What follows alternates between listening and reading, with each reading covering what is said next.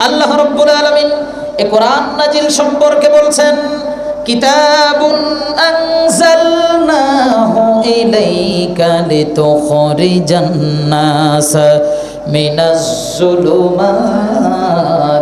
ইলান নূর। জোরে বলেন আল্লাহু আকবার। আল্লাহ রাব্বুল আলামিন বলেন, এই কোরআন নাজিল করা হয়েছে এজন্যই যে লিতুখরিজান নাস, যাতে করে কোরআন মানুষদেরকে বের করে নিয়ে আসতে পারে মিনাজ যুলুমাত, অন্ধকার সমূহ থেকে, ইলান নূর, আলোর দিকে। আপনারা একটু অমনোযোগী হচ্ছেন, খারাপ লাগতেছে নাকি? কোনো সমস্যা মনে করতেছেন? কোনো সুবিধা অসুবিধার সমস্যা হইলে আমার সাথে বলতে পারেন, কোনো সমস্যা নেই। কোনো সমস্যা নেই তো? আল্লাহ রাব্বুল আলামিন এখানে জুলুমাতকে বহুবচন ব্যবহার করেছেন, জুলমুনের বহুবচন জুলুমাত। আবার নূরকে আল্লাহ তাআলা এক বচন ব্যবহার করেছেন, নূরের বহুবচন হলো আনোয়ার। এবার আসেন, আল্লাহ তাআলা যেন বোঝাতে চাইলেন, বুঝিয়ে দিলেন, এই পৃথিবীতে অন্ধকারের পথ, ইসলাম বিরোধীদের পথ, কোরআন বিরোধীদের পথ, আবু জাহেলদের পথ, যারা জাহান্নামে যাবে তাদের পথ অনেকগুলা হতে পারে, কিন্তু আলোর পথ একটা। ওই পথটার নাম হলো ইন্নাদ-দীনা ইনদাল্লাহিল ইসলাম। জোরে বলেন আল্লাহু আকবার। ইসলাম নামক জীবন ব্যবস্থা যদি জীবনে আঁকড়ে ধরতে পারি, আর যে কোরআন আল্লাহ তাআলা আমাদের কাছে দিয়েছেন, ওই কোরআন অনুযায়ী যদি সামনে আগাতে পারি, জীবন চালাতে পারি, তাহলে এই কোরআন আমাদেরকে জান্নাত পর্যন্ত পৌঁছে দিবে। পড়ি সুবহানাল্লাহ। এই কোরআন যে নবীর উপরে নাজিল হয়েছিল, আমরা সে নবীর জীবনী শোনার জন্য এসেছি। কি বলেন, ঠিক না? নবীর জীবনীতে যাব বা রাসূলের সিরাতের আলোচনায় যাব, তার আগে আমি একটু টেস্ট করতে চাই। আমি একটু বাস্তববাদী মানুষ, তো রাগ করবেন না তো? বাংলা পড়তে পারেন কারা কারা? হাত তোলেন। আলহামদুলিল্লাহ। এবার হাত নামান। এই যে জীবন আমাদের 30, 40, 50, 60, 70, 80 বছর হয়ে গেছে, গোটা জীবন জিন্দেগিতে রাসূলের ছোট্ট একটা জীবনী পড়ে শেষ করেছেন কারা কারা? আলেম ওলামা বাদ দিয়ে বাকি যারা আছেন, এর ভিতরে কারা আছেন? হাত তোলেন। আলহামদুলিল্লাহ। বাংলা পড়া মানুষের সংখ্যা আর রাসূলের জীবনী পড়ে শেষ করা মানুষের সংখ্যা দেখেছেন তো? আর কথা কয় না? দেখেছি না? আমাদের ভালোবাসা, ওই রবিউল আউয়াল মাস যখন আসে তখন আমাদের ভালোবাসায় জোয়ার আসে, ঠিক না? আর বাকি 11 মাস জং পড়ে থাকে। কবির ভাষায় একটু বলতে হয়, রবিউল আউয়াল এলে তোমারি গান গাই, রবিউল আউয়াল গেলে তোমায় ভুলে যায়। কথা বলেন, ঠিক কি না? যখন রবিউল আউয়াল মাস আসে তখন আমাদের ভালোবাসা উপচে পড়ে, ভালোবাসায় জোয়ার আসে। কিন্তু এই জোয়ারের ধারাটা এখান থেকে শিক্ষা নিয়ে যদি বাকি 11টা মাস চলতে পারি, তাহলে আমাদের জীবন আলোকিত হওয়ার জন্য আর কিছুর দরকার নাই। এবার বলেন, আমরা রাসূলের উম্মত হিসেবে দাবি করি না? দাবি করেন তো সবাই? উম্মত হিসেবে আমাদের উপরে রাসূল সাল্লাল্লাহু আলাইহি সাল্লাম, এই উম্মতের উপরে রাসূল সাল্লাল্লাহু আলাইহি সাল্লামের কিছু হক আছে, আছে না?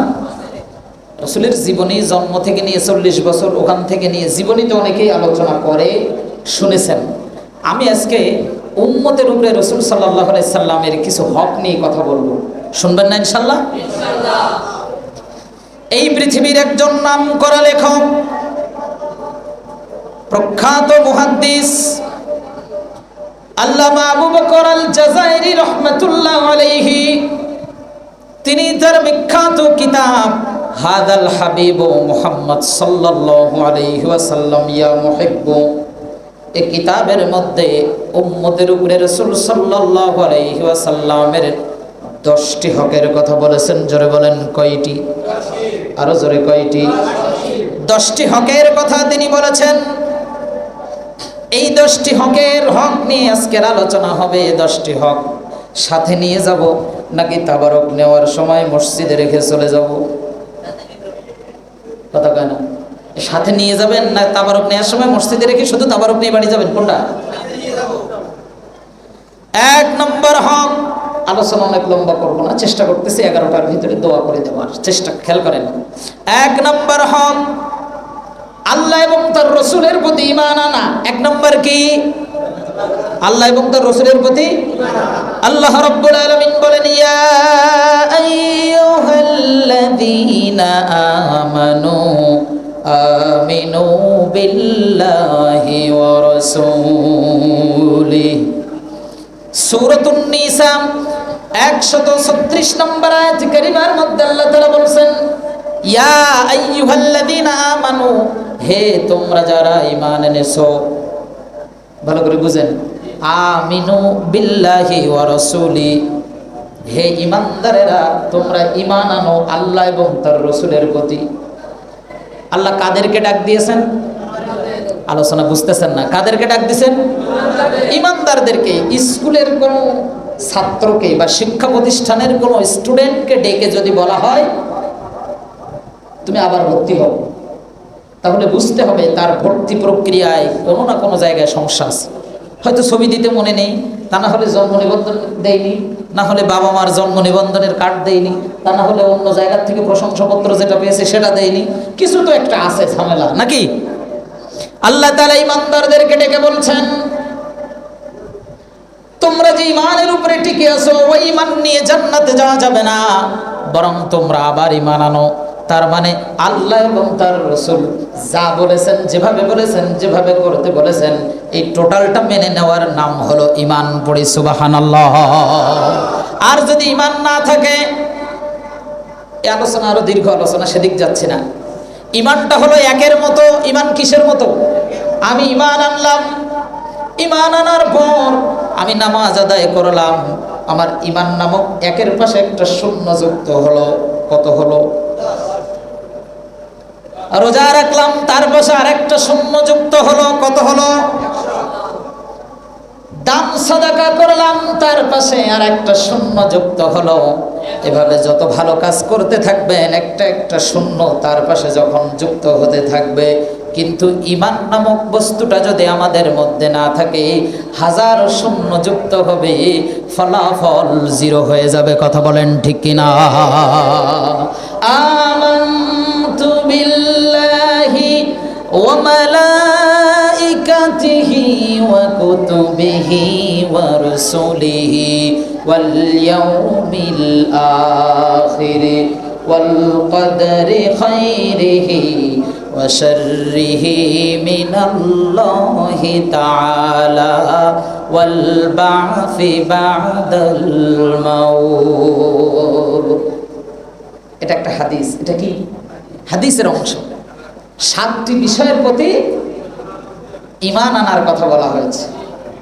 তাহলে 1 নাম্বার, উম্মতের উপরে রাসূল সাল্লাল্লাহু আলাইহি সাল্লামের যে হক, এই হকের 1 নাম্বার কি? আল্লাহ এবং তার রাসূলের প্রতি ঈমান আনা। আমি একটু কষ্ট দিব, এর ভিতরে হাঁটাহাঁটি করবেন না অতিরিক্ত।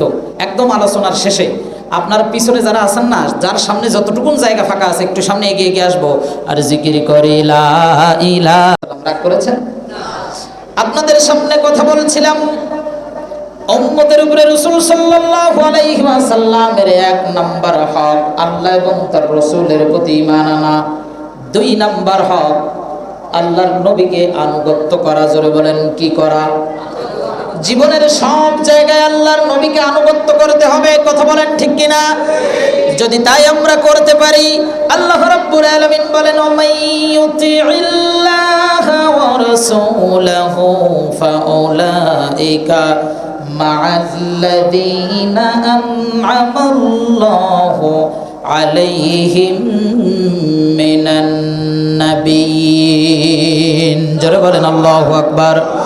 আল্লাহ রাব্বুল আলামিন বলেন, যে ব্যক্তি আল্লাহ এবং তার রাসূলের আনুগত্য করবে এবং তার সহযোগী হবে, আল্লাহ পাক রব্বুল আলামিন বলেন তার সহযোগীটা কি? আলোচনার ভিতরে আরেকটা পয়েন্ট আছে, তখন বুঝিয়ে দেব। এবার আল্লাহ তাআলা বলেন, যারা আল্লাহ এবং তার রাসূলের আনুগত্য করবে, অনুসরণ আনুগত্য করবে এবং তার সহযোগিতা করবে, আল্লাহ তাআলা বলেন তার কাল কিয়ামতের ময়দানে নিয়ামত হিসেবে আল্লাহ পাক রব্বুল আলামিন তার জন্য দিবেন, তার হাসর হবে এক নম্বরে নবীদের সাথে। সুবহানাল্লাহ। কাদের সাথে? নবীদের সাথে। তাহলে কেমন আনুগত্য করতে হবে বুঝেন। দুই নম্বরে সিদ্দিকিন, সিদ্দিকদের সাথে। আর তিন নম্বরে ওয়াসশুহাদা, যারা শহীদ হয়েছেন, আল্লাহর রাস্তায় জীবন দিয়েছেন, তাদের সাথে। চার নম্বরে ওয়াসসালিহিন, সালেহিনদের সাথে, নেককার ভালো মানুষদের সাথে তারা হাসর হবে যদি আল্লাহর রাসূলের সঠিক আনুগত্য করা যায়। এটা উম্মতের উপরে দ্বিতীয় নম্বর হক রাসূলের প্রতি। তিন নম্বর হক, জীবনের সব জায়গায় সব কিছুর যে ভালোবাসা দিতে হবে আল্লাহর নবীকে। সুবহানাল্লাহ বলবেন না? কি দিতে হবে? ভালোবাসা দিতে হবে আল্লাহর নবীকে। আমি মাঝে মাঝে বলে থাকি, আমাদের ভালোবাসার কোনো অভাব নেই। আমরা আল্লাহর নবীকে সবাই ভালোবাসি না? আর কথা কয় না, ভালোবাসি না? ভালোবাসা আর অনুসরণের ভিতরে পার্থক্য আছে, জানেন? সব ভালোবাসায় অনুসরণ থাকে না, কিন্তু সব অনুসরণের ভিতরে ভালোবাসা থাকে।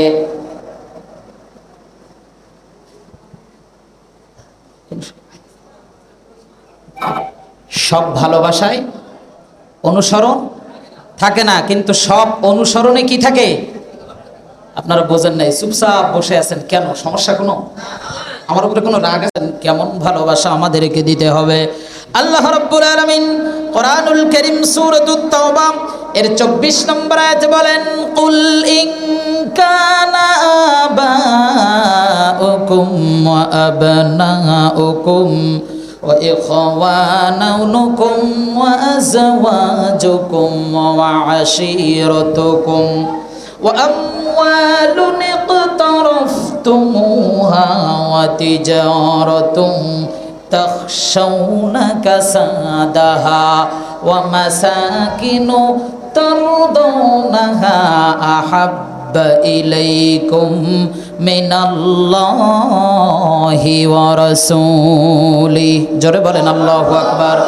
আল্লাহ রাব্বুল আলামিন বলেন, ওগো নবীজি, আপনি আপনার উম্মতদের কাছে বলে দেন, যদি তোমাদের মধ্যে কেউ আল্লাহর নবীকে পরিপূর্ণ ভালোবাসতে চায়, ভালোবাসা দিতে চায়, কেমন ভালোবাসা দিতে হবে লক্ষ্য করেন। এক নম্বরে তার পিতা, দুই নম্বরে তার সন্তান, তিন নম্বরে ওয়া ইখওয়ানুকুম, তার ভাই, চার নম্বরে তার স্ত্রী ওয়া আজওয়াজুকুম, পাঁচ নম্বরে ওয়া আশীরাতুকুম, তার আত্মীয় স্বজন, এরপরে তোমাদের উপার্জিত ধন সম্পদ, এরপরে তোমরা যে ব্যবসার মাধ্যমে ধন সম্পদ ইনকাম করো এই ব্যবসা, এরপরে তোমরা যে সুন্দর করে বিল্ডিং তৈরি করে একটা সুন্দর বাসস্থান তৈরি করেছো দুনিয়ার জমিন কাটানোর জন্য, এই তোমাদের পিতা, তোমাদের ভাই, তোমাদের সন্তান, তোমাদের স্ত্রী, তোমাদের আত্মীয় স্বজন, তোমার ব্যবসা বাণিজ্য, তোমার থাকার জায়গা, এই সব কিছুর চেয়ে আহাব্বা ইলাইকুম মিনাল্লাহি ওয়া রাসূলি, আল্লাহ এবং তার রাসূলকে বেশি ভালোবাসা দিতে হবে। যদি এভাবে তোমরা দিতে পারো তাহলেই ওটাই হবে প্রকৃত ভালোবাসা। পড়ে সুবহানাল্লাহ। এবার বলেন, বাবার চেয়ে, সন্তানের চেয়ে, স্ত্রীর চেয়ে, ভাইয়ের চেয়ে, ব্যবসা বাণিজ্যের চেয়ে, ঘর বাড়ির চেয়ে আল্লাহর নবীকে বেশি ভালোবাসা দিতে পারবেন কে? কয়জন পারবে? আল্লাহর নবীর তাকে যখন অপমান করা হয়, তার বিরুদ্ধে যখন কথা বলে নাস্তিক আর মুরতাদেরা, তখন যখন আল্লাহর নবীর সাউন্ডটা একটু কমানো যায়, এই যে গুনগুন একটা আওয়াজ আসতেছে, এটা কমাই দেন ভিতরেরটা। আল্লাহর নবী রাহমাতুল লিল আলামিনের পক্ষে যখন ময়দানে ডাক দেওয়া হয়, আন্দোলনের ডাক, এবার তখন মনে মনে চিন্তা করি, আমরা বাড়িতে আমার ছেলে আছে, স্ত্রী আছে, সন্তান আছে, আমি যদি পুলিশের কাছে গ্রেপ্তার হয়ে জেলখানায় ঢুকে থাকি তাহলে পোলা মাইয়া খাওয়াবে কে? কতক্ষণ ঠিক কিনা? এই চিন্তা আমাদের মাথার ভিতরে ঘুরপাক খায়। এবার আসেন, সব ভালোবাসায় যে অনুসরণ থাকে না তার প্রমাণ দিচ্ছি। আমি আল্লাহর নবীকে যতটুকুন ভালোবাসি, এক আবু তালেব আল্লাহর নবীর চাচা যে ভালোবাসা দিয়েছে, এই ভালোবাসা আমি সারা জীবন ধরে দিতে পারবো? কথা বলে না পারবো? সারা জীবন ধরে এই ভালোবাসা আমরা দিতে পারবো না। নিজের সন্তান হযরত আলী রাদিয়াল্লাহু তাআলা আনহুকে পাশে রেখে বুকের সাথে আগলে ধরে আমার নবীকে দিনের পর দিন, রাতের পর রাত, মাসের পর মাস, বছরের পর বছর কাটিয়ে দিয়েছে। শুধু তাই নয়, নবীজিকে যখন শিআবে আবি তালিবের পাহাড়িয়া কারাগারে জেলখানার ভিতরে ঢুকিয়ে দেওয়া হয়েছে, আল্লাহর নবীর চাচা তিনি বললেন, মুহাম্মদ যদি জেলখানায় থাকে আর আমি যদি বাহিরে থাকি, তাহলে মুহাম্মদকে দেখাশোনার কাজটা কে করবে? অসুস্থ মানুষ, বয়োবৃদ্ধ মানুষ, আল্লাহর নবীর সাথে তিনিও জেলখানার ভিতরে একদিন না, 2 দিন না, 3টা বছর জেলখানায় কাটিয়েছে। মৃত্যুর সময় যখন চলে আসলো, কিসের সময়? মৃত্যুর সময় যখন চলে আসলো, আল্লাহর নবী কানের কাছে যেয়ে বললেন, প্রিয় চাচা, শুধু জবান থেকে একটা বারের জন্য বলেন লা ইলাহা ইল্লাল্লাহ, যেভাবে হোক আমি আপনাকে জান্নাতে নিয়ে যাব। শুধু একবার বলেন লা ইলাহা ইল্লাল্লাহ। এবার আবু জেহেল তো আর বসে থাকবে না, অন্য পাশ দিয়ে কানের কাছে এসে বলছে, জীবনের শেষ সময় বাপ দাদার ধর্ম ত্যাগ করে তুমি মুহাম্মাদের ধর্ম পড়বা। আল্লাহর নবীর চাচা বললেন, আমি আমার পূর্বপুরুষদের ধর্মের উপরে ইন্তেকাল করলাম। এবার আল্লাহর নবী আল্লাহর প্রিয় চাচার জন্য আল্লাহর কাছে দোয়া করবেন। কার কাছে? আল্লাহর কাছে দোয়া করবেন। তিনি বললেন, আমার আল্লাহ যতক্ষণ পর্যন্ত আমাকে নিষেধ না করে ততক্ষণ পর্যন্ত দোয়া করা থেকে আমি বিরত থাকতে পারবো না। আল্লাহ তাআলা সূরাতুত তাওবার 113 নম্বর আয়াত নাজিল করে জানায় দিচ্ছেন, মা কানা লিন-নাবিয়্যি ওয়াল্লাযীনা আমানু আইয়াস্তাগফিরু লিল মুশরিকিন। খেয়াল করেন, আল্লাহ রাব্বুল আলামিন বলেন, খুব মনোযোগ দিতে হবে, মা কানা লিন-নবী, কোন নবীর জন্য শোভনীয় নয়, ওয়াল্লাযীনা আমানু, এবং কোন ঈমানদারের জন্য উচিত নয়, শোভনীয় নয়। কয়জনের কথা বলছেন? কথা কয় না। 2 শ্রেণী, 2 জন না, কিন্তু 2 শ্রেণী। কোন নবীর জন্য এবং কোন ঈমানদারের জন্য শোভনীয় নয়, উচিত নয়, আইয়াস্তাগফিরু, ইস্তেগফার করা, লিল মুশরিকিন, কোন মুশরিকের জন্য। বোঝা গেছে কিনা? কোন নবীর জন্য এবং কোন ঈমানদারের জন্য কি নয়? বুঝতেছেন না কথা? কথা বুঝতে সমস্যা হচ্ছে? কোন নবীর জন্য উচিত না, কোন ঈমানদারের জন্য উচিত না, কোন মুশরিকের জন্য আল্লাহর কাছে দোয়া করা। এখন কথা হলো, মুশরিক কারা? প্রশ্ন আছে না নাই? এই প্রশ্নের উত্তর একটু পরে দিচ্ছি। আল্লাহর নবীর চাচা দিন কায়েমের আন্দোলনে এত কষ্ট করেছেন, এত সহযোগিতা করেছেন, এত সাহায্য করেছেন, শুধু ঈমান আনেন নাই। কি আনেন নাই? ঈমান না আনার কারণে জাহান্নামের ভিতরে যতজন যাবে তাদের যত শাস্তি হবে, সবচেয়ে কম শাস্তি হবে আল্লাহর নবীর চাচার। শুধু তার 2 পায়ে 2টা জাহান্নামের আগুনের 2টা জুতা পরিয়ে দেওয়া হবে। সেই আগুনের তাপে তার পেটের নাড়ি ভুঁড়ি পর্যন্ত জ্বলতে থাকবে, টকবক করতে থাকবে, মাথার মগজগুলি টকবক করে ফুটতে থাকবে, নাক দিয়ে আর কান দিয়ে বের হতে থাকবে।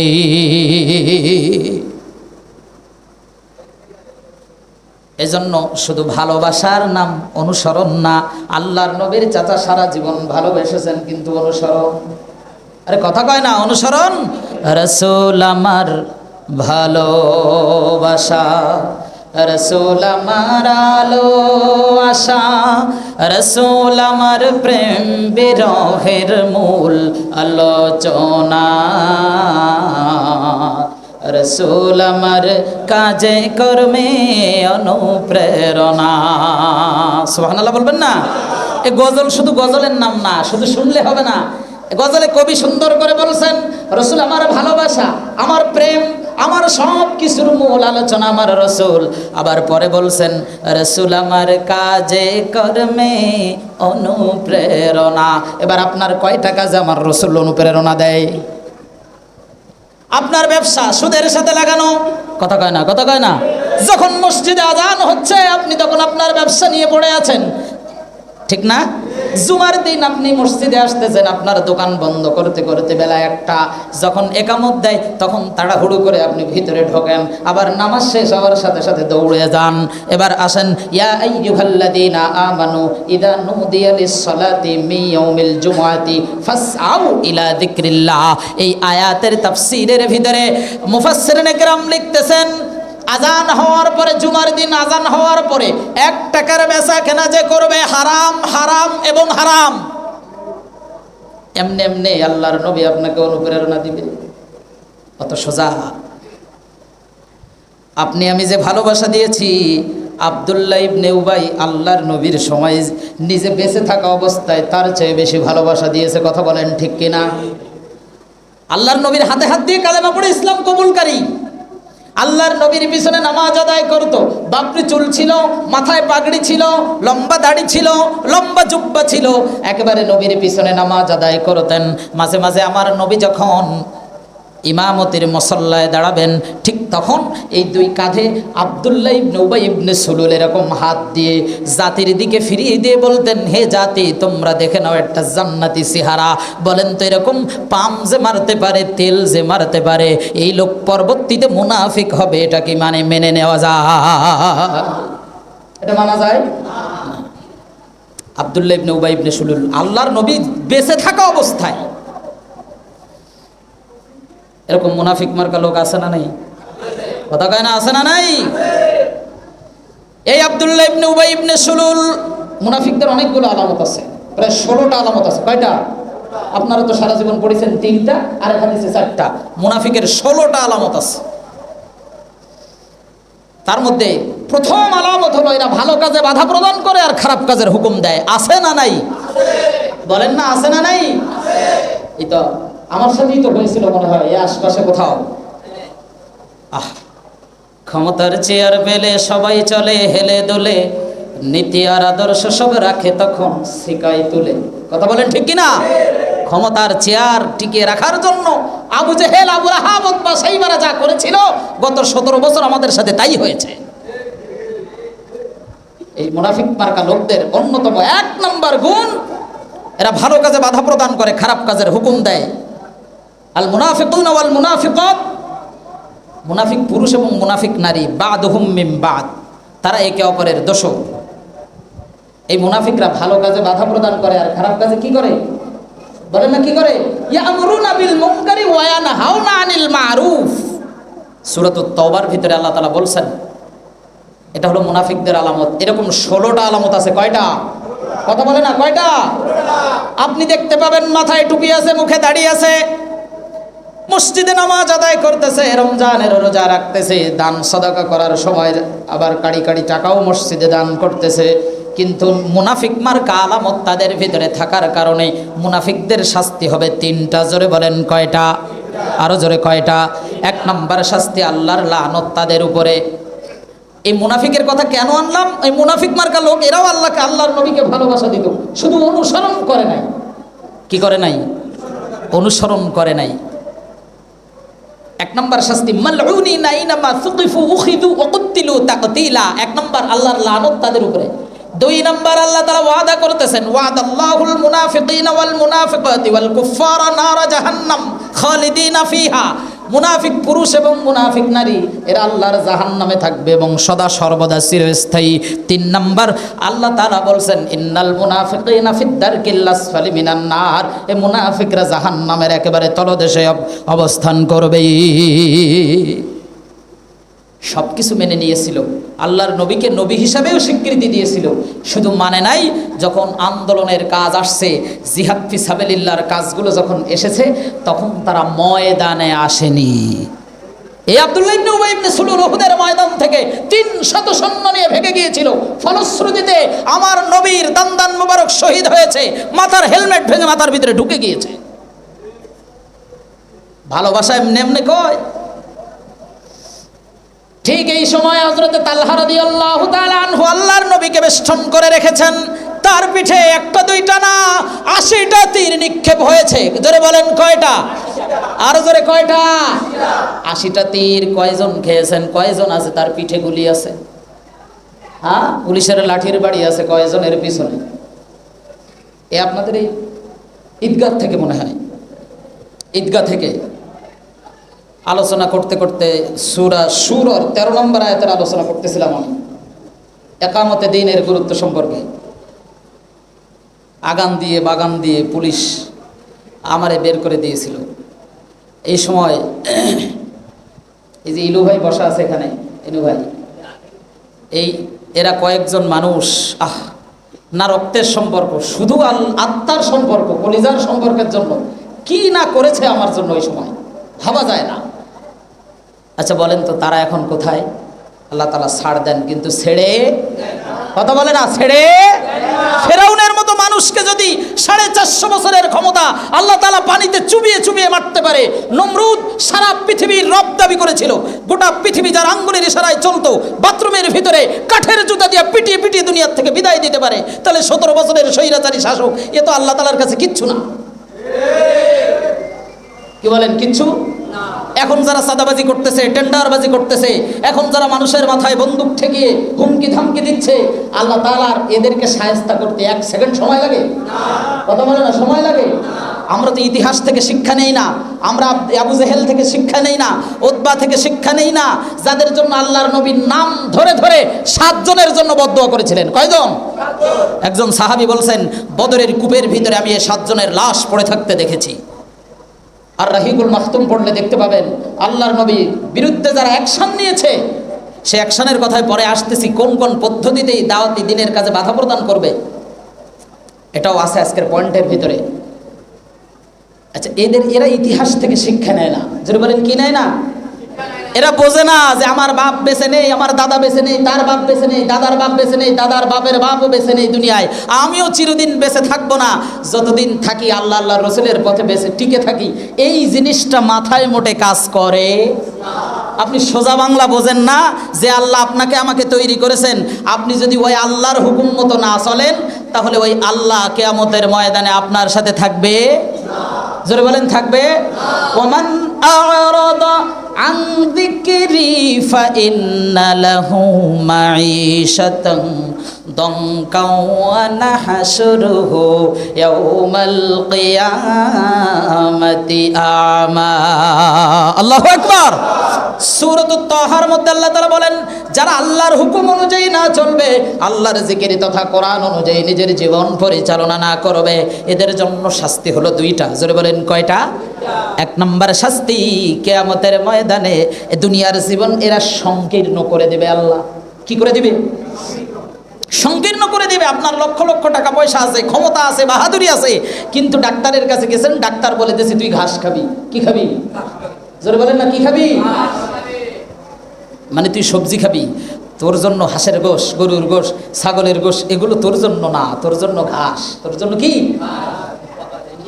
এটা হলো দুনিয়ার জীবন। আল্লাহ সংকীর্ণ করে দেবে, হায়াতে বরকত পাবে না, বাড়িতে থাকতে পারবে না, জীবনে কোনো শান্তি নাই, ঘরের ভিতরে বউ পিটাপিটি করে, বাইরে আসলে নেতাকর্মীরা জ্বালাতন করে। 1 নম্বর শাস্তি, দুনিয়ার জীবন দমকা আল্লাহ সংকীর্ণ করে দিবে।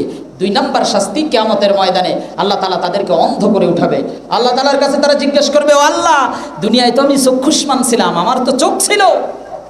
আল্লাহ বলবেন, দুনিয়ায় তুই আমারে ভুলে গিয়েছিলি, আমিও আজকে আল্লাহ তোরে ভুলে গেলাম। কি বলেন? হিসাব সোজা না? এই সোজা হিসাবটা বোঝে না।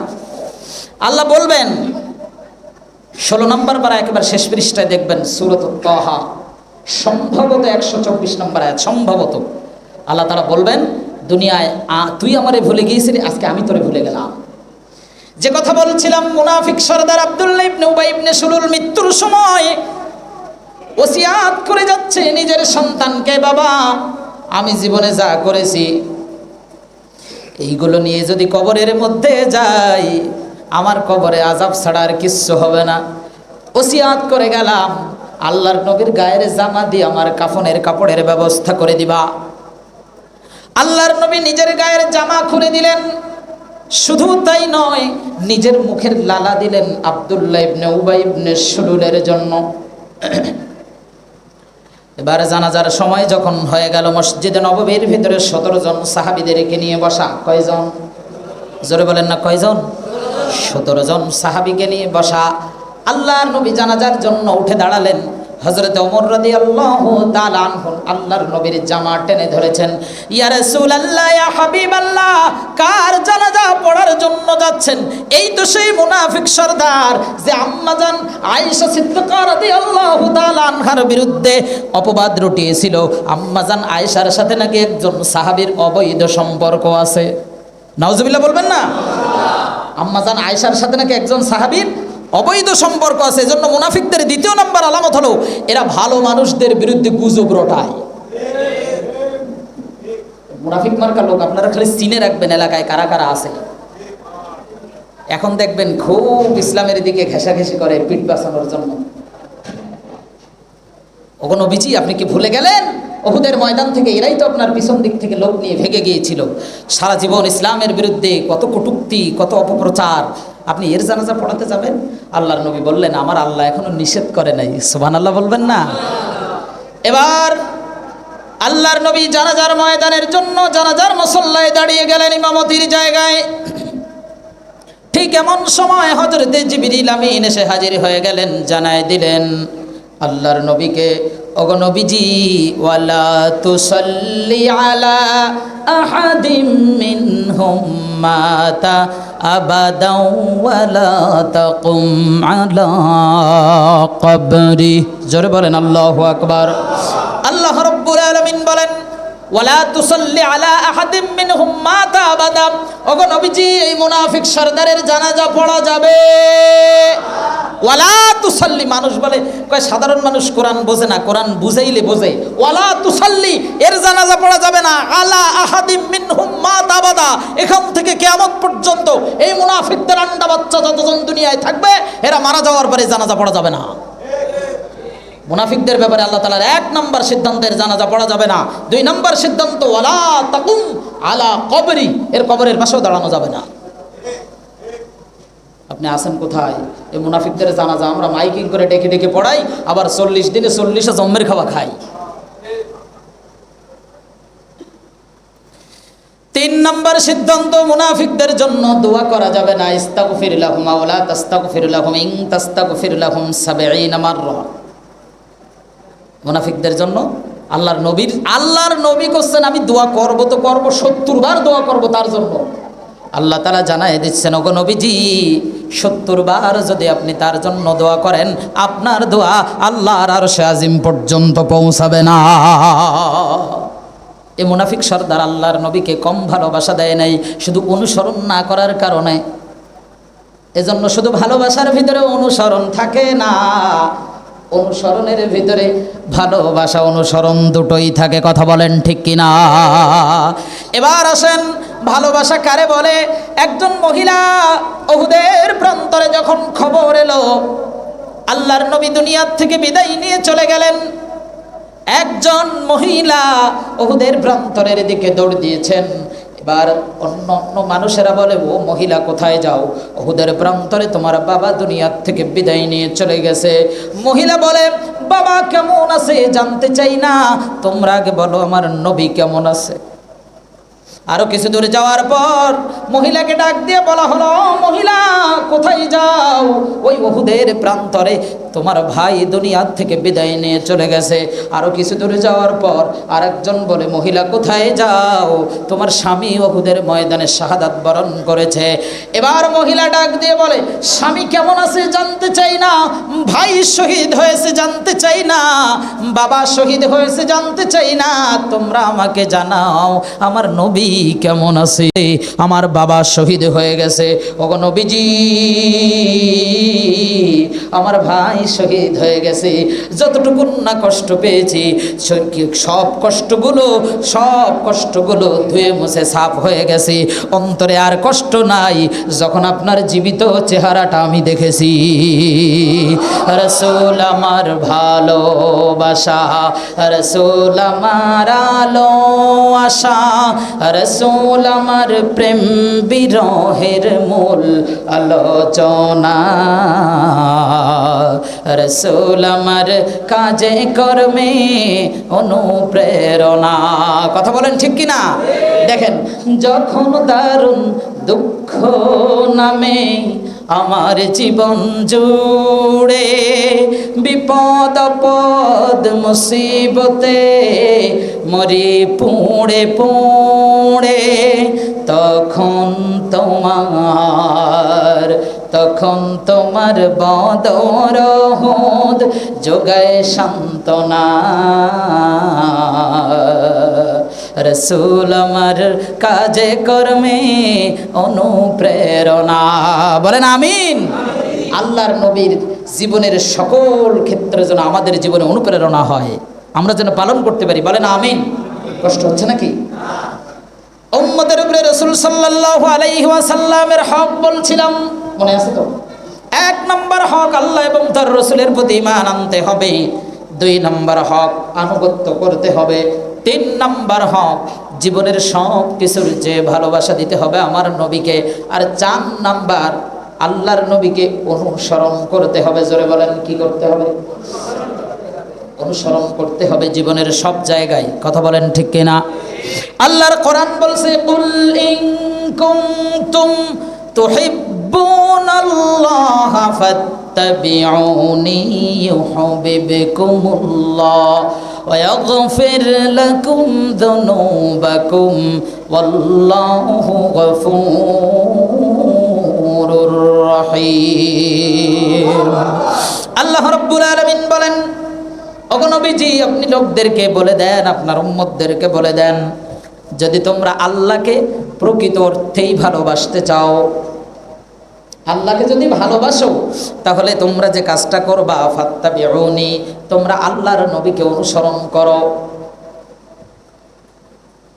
অনুসরণ করা মানে দেখে দেখে পথ চলা, তার হাঁটা কেমন, চলা কেমন, জীবন কেমন, কিভাবে খেয়েছেন, কিভাবে পড়েছেন, কিভাবে দাওয়াত দিয়েছেন, এই সব কিছু অনুসরণ করে নিজের জীবনে বাস্তবায়ন করার নাম ফাত্তাবিউনি।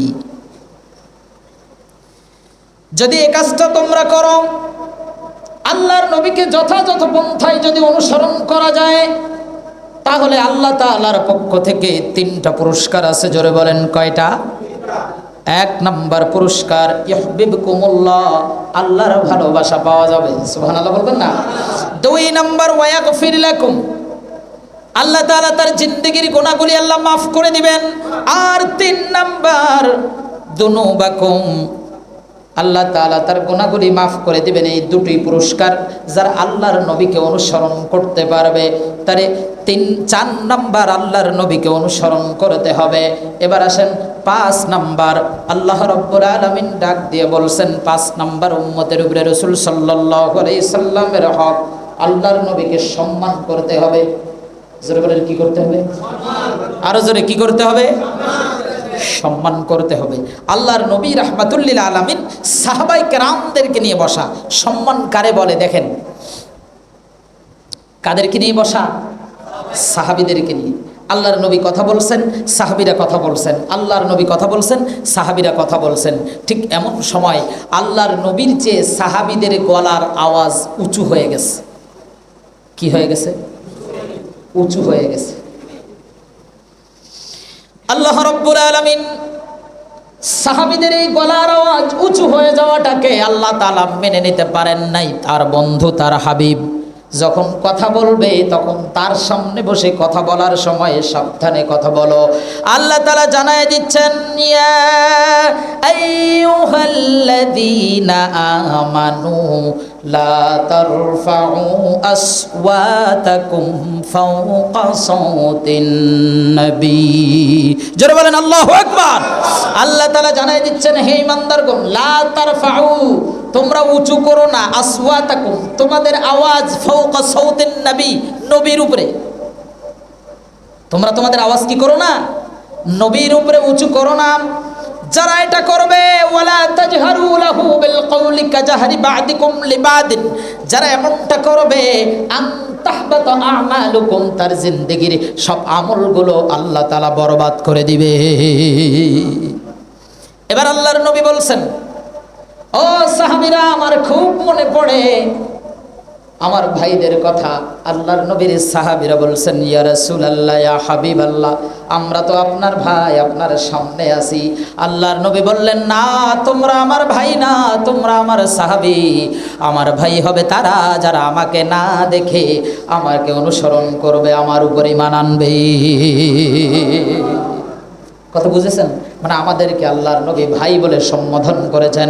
শুধু তাই নয়, আল্লাহর নবী রাহমাতুল লিল আলামিন জানায় দিচ্ছেন, শেষ জামানায় এমন একটা সময় আসবে যখন আমি চিরদিন দুনিয়াতে বেঁচে থাকবো না, তখন যারা হক্কানি আলেম ওলামা থাকবে, তাদের দিকে যদি কেউ তাকায় সুন্দর নজরে, নেক নজরে, আমি নবী আমার দিকে তাকালে যে সওয়াব হতো, আলেমদের দিকে তাকালে সেই পরিমাণ সওয়াব আল্লাহ আমল নামায় দিয়ে দিবে। এবার এখানে কয়জন আছেন ইমাম সাহেবদের উপরে খবরদারি করে? আছে না নাই? আপনাদের এখানে হয়তো নেই, কিন্তু বাংলাদেশে বিভিন্ন জায়গায় আছে না নাই? ইমাম সাহেবদের উপরে খবরদারি করে, মাতব্বারি করে, আছে না? আহা, যে ইমাম সাহেব আপনার নামাজ হওয়া না হওয়ার গ্যারান্টি নিয়ে সামনে দাঁড়াচ্ছে, আপনি সেই ইমাম সাহেবের বিরুদ্ধে কথা বলেন। ইমাম সাহেব জুমার দিন 5 মিনিট আলোচনা একটু লম্বা করলে সহ্য হয় না, বসতে পারে না, মনে হয় যেন পাছার তলায় কাটা ফুটতেছে। বেতন বাড়ানোর নামে খোঁজ থাকে না। না, আপনাদের এখানে আমি খোঁজ নিছি, আলহামদুলিল্লাহ, আপনারা যথেষ্ট ভালো বেতন দিচ্ছেন। অনেক জায়গা আছে 100 টাকা করে ধরা, 50 টাকা করে, 100 টাকা করে, 6 মাস 1 বছর বাকি, এরকম মুসল্লি আছে না নাই? আরে কথা কয় না, আছে না নাই? কালেকশন করতে করতে জুতার তলা ক্ষয় হয়ে যায়, এ আবার মসজিদে এসে মাতব্বারি করে, এরকম আঙ্গুল ঠেলে, আর ময়লা পাইলে মুয়াজ্জিন আর ইমামের উপরে খবরদারি করে। আছে না নাই? কথা বলেন, আছে না নাই? আমি আমার একটা কথা বলছি, অনেক মসজিদ বাংলাদেশে এমন আছে। আমি তখন ঝিনাইদহে থাকি, অনেক আগের কথা, ইউনিভার্সিটিতে যখন কেবল শুরু ভর্তি হলাম, এখন আমার বেতন দেয় না, তখন বেতন মাত্র 3000 টাকা। কয় টাকা? 3000। এখন শর্ত ছিল মসজিদে ঢোকার 2-1 মাসের ভিতরে বেতন বাড়বে। 5 মাস 6 মাস হয়ে যাচ্ছে, বেতন বাড়ে না। কারণ আমি বললাম বেতন বাড়ানোর কথা, তারা বেতন বাড়াবে না। তা আমি বললাম কি, জুম্মার মিম্বারে বসে সাইজ করতে হবে। আমার এটা আবার অভ্যাস, সারা সপ্তাহে ইমাম মুয়াজ্জিনদের বিরুদ্ধে যারা কথা বলে, আমি জুমার দিন জুমার মঞ্চে বসে তাদেরকে সাইজ করি। বোঝেন নাই কথা? আমি কারণ নাম ধরবো না, যা বলবো তাতে জ্বলে পড়ে কলিজা ফাইটে যাবে একেবারে। আমি জুমার দিন উঠে শুধু এতটুকু বললাম, আপনাদের এলাকায় কি কামলা আছে? আপনাদের এলাকায় আছে? দিন চুক্তি না ঘন্টা চুক্তি? আপনাদের কথা বলছি না, কিন্তু আমি তো বলছি আপনাদের এখানে এসে আগেই জিজ্ঞেস করছি ইমাম সাহেবের বেতন কত, শুনছি না? যাদের কাছে শুনছি তারা জানে। আপনাদের এলাকায় আছে ঘন্টা চুক্তি না দিন চুক্তি? দিন কত করে? 500 টাকা ধরেন, 500 টাকা, 700-800 বাদ দিলাম, 500 টাকা ধরেন। একজন কামলা যদি দিন 500 টাকা, সকালে আসবে কয়টায়? 8টায়, যাবে 5টায়, 3টায়। আচ্ছা, এই 8টার থেকে 3টা ডিউটি করে 500 টাকা, মানে মাসে পাবে 15,000 টাকা। আর ইমাম সাহেব একেবারে ফজরের আগের থেকে উঠে রেডি হয়ে থাকে, আর এসা পর্যন্ত টার্গেট তার সবসময় চিন্তা থাকে কোন সময় নামাজ রক্ত হচ্ছে, আমার দেরি হয়ে যাবে কিনা। আর আপনারা তো 1 মিনিট লেট করতে পারবেন না, ঘড়ির দিকে তাকাই থাকে, যখন একদম 10 সেকেন্ড বাকি থাকতে সব উঠে রেডি, ঠিক না? এবার আসেন, ইমাম সাহেবের বেতন আমরা কত দেই? একজন কামলার মতো সম্মান ইমামকে দেয়? যেদিন কইছি শুক্রবার, শনিবারের দিন যেই বেতন বেড়ে গেছে। এই ইমামদের উপরে, মুয়াজ্জিনদের উপরে, আপনি জানেন না কিয়ামতের ময়দানে মুয়াজ্জিনের কণ্ঠ সবচেয়ে বেশি উঁচু হবে। একজন ইমাম সাহেব ইমামতির চাকরি করা সবচেয়ে পৃথিবীর কঠিন কাজ। কি কাজ? অফিসের বসরে খুশি রাখলে অফিসে চাকরি করা যায়, কিন্তু ইমামতির চাকরি করতে গেলে কি কমিটি আর কি সাধারণ মুসল্লি সবাইকে খুশি করতে হয়, ঠিক না?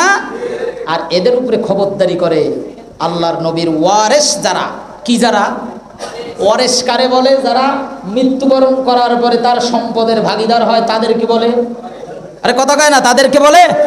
আবু হুরায়রা রাদিয়াল্লাহু তাআলা আনহু একদিন ঘোষণা দিচ্ছেন, কে কোথায় আসো? নবীজি মেরাজ বন্টন করতেছেন, নবীজির সম্পদ বন্টন হচ্ছে, দৌড়ে আসো। সাহাবায়ে কেরাম সব ঘর ছেড়ে দৌড়ে মসজিদে নববীর ভিতরে হাজির। এসে দেখলেন আল্লাহর নবী সাহাবীদের মাঝে কোরআন হাদিসের কথা শোনাচ্ছেন, পড়ি সুবহানাল্লাহ। এবার আল্লাহর নবী বলেছেন, আল উলামা ওয়ারাসাতুল আম্বিয়া, আলেমগণ হলেন নবীগণের, কথা কয় না, নবীগণের। কেন বলেছেন? কারণ আল্লাহর নবী রাসূলদের সম্পদ হলো ইলম। সম্পদ কি? আর এই সম্পদ যারা, এই সম্পদ যারা আয়ত্ত করে তারা হলো আলেম ওলামা। এই আলেমদের দিকে তাকিয়ে চোখ মোটা করে গলা উঁচু করে কথা বলা যাবে না। যারা বলেছে তারা দুনিয়ার জমিন থেকে লাঞ্ছিত, বঞ্চিত, অপমানিত হয়ে দুনিয়ার থেকে বিদায় দিতে হয়েছে। আজ হোক কাল হোক যারা আলেমদের সাথে ইমামদের সাথে বিয়াদবি করেছেন, মাপ চেয়ে নিবেন, তা না হলে মৃত্যুর আগে যে কোনো সময় আপনার জন্য অপমান, লাঞ্ছনা, গঞ্জনা অপেক্ষা করছে।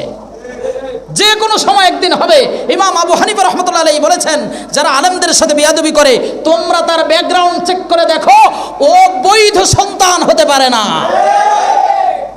ইমাম আবু হানিফা রাহমাতুল্লাহ আলাইহি বলেছেন, যারা আলেমদের সাথে বিয়াদবি করে ও কি সন্তান হতে পারে না? কোনো বৈধ মায়ের সন্তান আলেমদের সাথে বেয়াদবি করতে পারে না।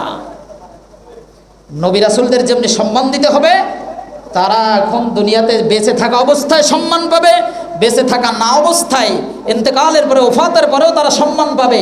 আর এরপরে তাদের ওয়ারিস যারা ওলামায়ে কেরামদেরকেও সম্মান দেওয়ার দরকার। জোরে বলেন, আছে না নাই? আছে। এটা মাথায় রাখতে হবে। কথা বোঝেন নাই? এই আল্লাহ তাআলা আমাদের বোঝার তৌফিক দান করুক। জোরে বলেন আমিন। 6 নম্বর উম্মতের উপরে রাসূল সাল্লাল্লাহু আলাইহি ওয়াসাল্লামের হক।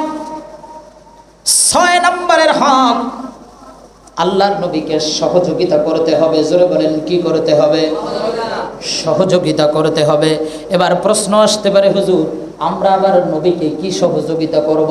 আল্লাহর নবীকে সহযোগিতা করা মানে তার দিন প্রচারে, দিন প্রতিষ্ঠায় সহযোগিতা করা।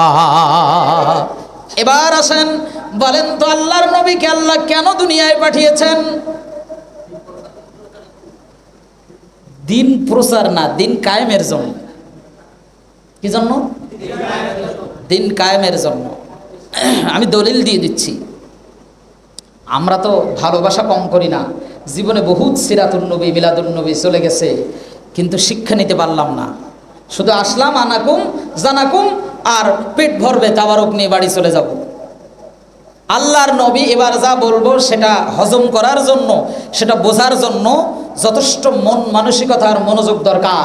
আল্লাহর নবী দুনিয়াতে টুপি প্রতিষ্ঠার জন্য আসেন নাই। ভালো করে বুঝতে হবে, আগে শেষ করেন নাই। কালকে চায়ের দোকানে যে বলবেন কি যে হুজুর আসছিল সুন্নতের বিরুদ্ধে কথা কয়ে গেছে। আল্লাহর নবী দুনিয়াতে দাড়ি প্রতিষ্ঠার জন্য আসেন নাই। নবী আমার দুনিয়াতে পাঞ্জাবি প্রতিষ্ঠার জন্য আসেন নাই, বরং নবী দুনিয়াতে এসে টুপি পরেছেন, এজন্য আমাদের পড়তে হবে। ভালো করে বুঝেন, নবী দুনিয়াতে এসে দাড়ি রেখেছেন, শুধু তাই নয়, দাড়ির উপরে আবশ্যক করে দিয়েছেন এটা কাটা, চাচা, বেলেট মারা, কোদাল মারা, খন্তা মারা আর কেয়ারের রাস্তার মতো পরিষ্কার পরিচ্ছন্ন করে রাখা। কথা কয় না? রাখা যায় না। বুখারীর হাদিস, সর্বনিম্ন 1 মুষ্টি পর্যন্ত রাখতে হবে, সর্বনিম্ন, সাহাবায়ে কেরামদের বরাত দিয়ে। এটা প্রতিষ্ঠার জন্য নবী আসেন নাই, নবী এসে এটা করেছেন। আমি একটা উদাহরণ দিচ্ছি। আপনারা আমাকে দাওয়াত দিয়ে এনেছেন, আমি সুদূর খুলনা থেকে, খুলনা রূপসা থেকে এখানে এসেছি আজকে। এই আপনার দাওয়াত দিয়ে আনার মূল উদ্দেশ্য কি ছিল? আরে খাঁটি বাংলা ভাষায় বলেন, ওয়াজ করা। কি করা? এখন আমি আসার পরে খুলনা টু সুকনগরের যে রাস্তা আর সাতক্ষীরা টু কালীগঞ্জের যে রাস্তা, এ রাস্তায় একবার আসলে আরেকবার ফিরে যেতে মন চায় না। এখন আমি আসার পরে প্রচণ্ড মাথা ব্যথা। আমি আসার পরে ভরপুর নাস্তা দিয়েছে কর্তৃপক্ষ। বলেন তো, আমি যদি বলতাম যে আমার শাহিন ভাই যে সুন্দর কথা বলতেছেন, আপনারা সুন্দর ইমাম পেয়েছেন, শাহিন ভাই যত চমৎকার আলোচনা করতেছেন, আরও 2-1 ঘন্টা ভাই আলোচনা করুক, আর আজকে আমার ছুটি দেন, আমি নাস্তা পানি করে একটু বিশ্রাম নেই। বুঝে থাকলে বলবেন আমার এখানে আসার বা আপনারা দাওয়াত দিয়ে নিয়ে আসার মূল উদ্দেশ্য কি পরিপূর্ণ হতো? হতো? আচ্ছা, এই যে হিমেল ভাই আমারে দাওয়াত দিছে, উনি দাওয়াত দেওয়ার সময় একবারও কিন্তু বলেনি যে হুজুর আসেন আপনারা ভালো ভালো নাস্তা করাবেন, বলেছিলেন নাকি? বলেনি কিন্তু যে হুজুর আসেন ভালো খাবার দিব, ভালো নাস্তা দিব, এরকম বলেনি। শুধু আলোচনার জন্য দাওয়াত দিছে। আমি এসে খেয়েছি আর এসেছি আলোচনার জন্য। বুঝতে পেরেছেন কিনা? আসার উদ্দেশ্য আলোচনা, আর এসে খেয়েছি, দুটোর মধ্যে পার্থক্য আছে না? আল্লাহর নবী দুনিয়াতে এসে টুপি পরেছেন, দাড়ি রেখেছেন, পাঞ্জাবি গায়ে দিয়েছেন। এখন আসেন, তার আসার মূল কারণ কি? আমরা কার কাছ থেকে শুনবো? কথা কয় না, কথা কয় না, কার কাছ থেকে?